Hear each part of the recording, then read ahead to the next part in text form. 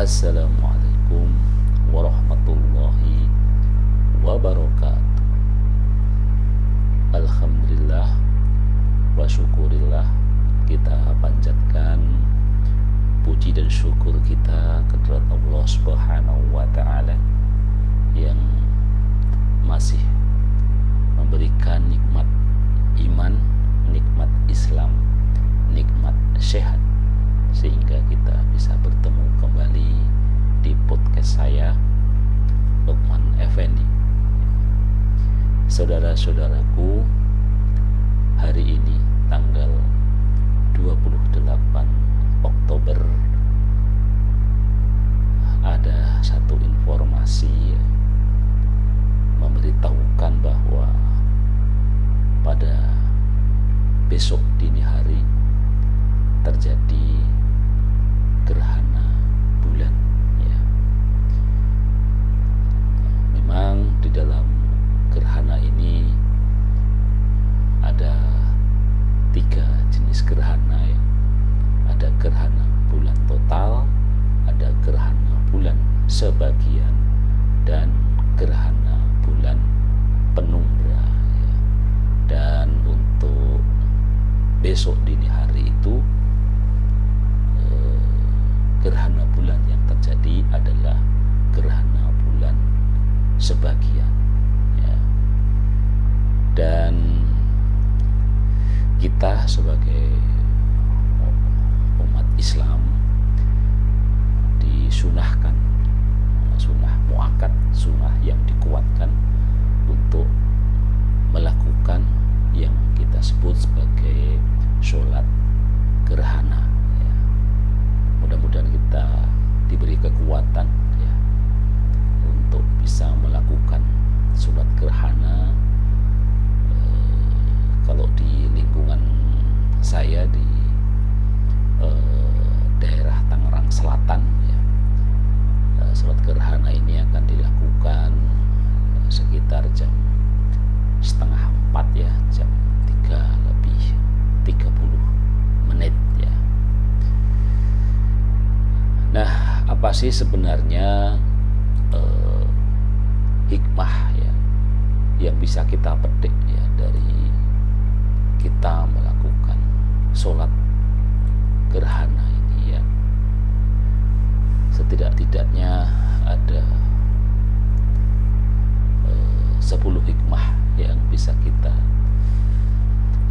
sampaikan ya. Hikmah yang pertama tentu saja gerhana ini merupakan tanda kebesaran Allah Subhanahu wa ta'ala.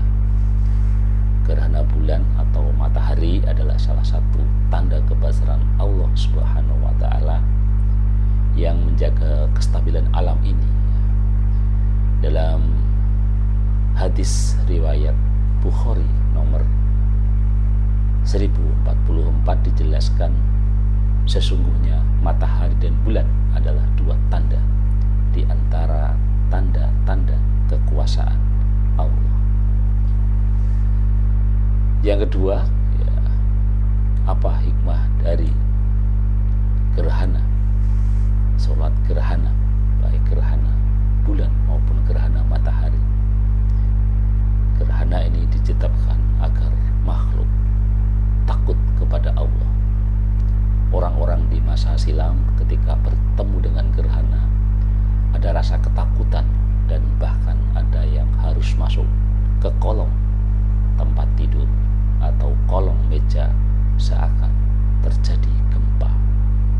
Ada juga mitos di kalangan masyarakat zaman dulu bahwa gerhana terjadi karena matahari atau bulan ditelan oleh raksasa. Nah, saya kira ini mitos yang banyak berkembang di masyarakat kita juga gitu ya, waktu saya masih kecil ya. Tapi anggapan seperti itu tentu saja itu salah ya, karena gerhana adalah fenomena yang diciptakan oleh Allah Subhanahu wa ta'ala. Allah Subhanahu wa ta'ala menciptakan gerhana itu adalah untuk memberi rasa takut kepada makhluknya dan senantiasa untuk meminta perlindungan kepadanya. Dalam ayat Al-Quran disebutkan, dan kami tidak memberi tanda-tanda itu melainkan untuk menakuti. Quran surat Al-Isra ayat 59. Demikian juga di dalam riwayat yang disebutkan Aisyah radhiyallahu anha, disebutkan bahwa Nabi Muhammad sallallahu alaihi wasallam bersabda, sesungguhnya ketika tertutup cahaya matahari dan bulan atau gerhana, bukanlah sebab karena ada yang mati atau karena ada yang hidup, namun itu adalah kuasa Allah untuk menakut-nakuti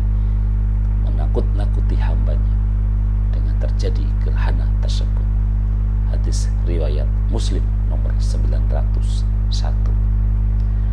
Maksud dari hadis di atas adalah bukan kita harus takut kepada gerhananya, tetapi lebih takut kepada Allah Subhanahu wa ta'ala yang memiliki kebesaran, memiliki kekuasaan yang sangat luas, termasuk membuat matahari tertutup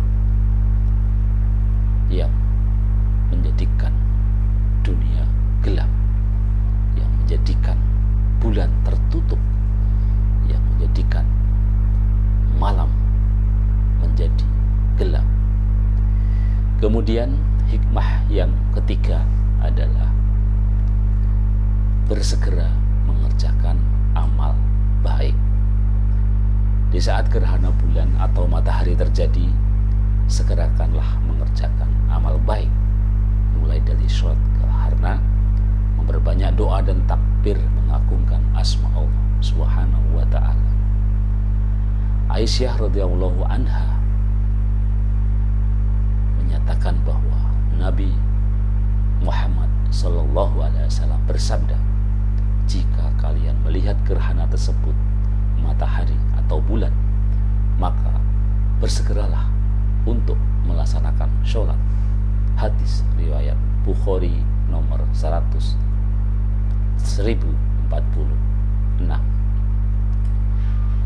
Demikian juga di hadis Bukhari nomor 1044, jika melihat gerhana maka berdoalah kepada Allah, bertakbirlah, kerjakanlah sholat, dan bersedekahlah. Kemudian hikmah yang keempat dari peristiwa atau hikmah dari sholat gerhana adalah tetap mengerjakan amal baik meski gerhana belum usai. Saat terjadi gerhana bulan atau matahari, kita dianjurkan untuk menjalankan sholat sunnah gerhana. Hal ini untuk menunjukkan kita sebagai makhluk Allah Subhanahu wa ta'ala takjub dengan kebesarannya. Dalam sebuah hadis disebutkan bahwa jika sudah selesai melaksanakan sholat sunnah gerhana, tetapi gerhana masih terjadi, maka kita dianjurkan juga untuk memperbanyak amal lainnya, seperti membaca istighfar, takbir sebanyak-banyaknya. Apabila di saat gerhana bulan, maka pada kurun waktu itulah, selama berapa jam itu, perbanyaklah amal baik tadi. Kemudian hikmah yang kelima, ya mungkin nanti kita sampai kelima dulu ya, kita potong podcast kita sampai di yang kelima saja gitu ya. Gerhana ada yang mengatur ya. Jadi hikmah kelima bahwa gerhana ada yang mengatur. Gerhana matahari ataupun bulan terjadi ketika posisi bulan terletak di antara bumi dan matahari sehingga menutup sebagian atau seluruh cahaya matahari. Walaupun bulan lebih kecil, bayangan bulan mampu melindungi cahaya matahari sepenuhnya, karena bulan yang berjarak rata-rata jaraknya hanya 384.000 400 km dari bumi, lebih dekat dibanding matahari yang mempunyai jarak rata-rata 149.680.000 kilometer. Siapa yang mengatur gerhana terjadi? Tentu Allah, Rabbil Alamin. Dari sini dapat pelajarannya bahwa alam berasal dari bahasa Arab, yaitu al-alamah, yang berarti tanda. Maksudnya alam yang ada menunjukkan bahwa ada yang menciptakannya. Pun demikian dengan terjadinya gerhana, ada yang menciptakannya, ada yang mengaturnya. Janganlah kita menjadi seperti Fir'aun yang jadi penentang Tuhan, bahkan menihilkan adanya pencipta dan pengatur. Segala yang terjadi di dunia itu sudah ada yang mengaturnya, yakni Allah Subhanahu wa Ta'ala. Demikian hikmah kita melakukan sholat gerhana bulan. Ya, ini saya rekam di pukul 00.34 ya.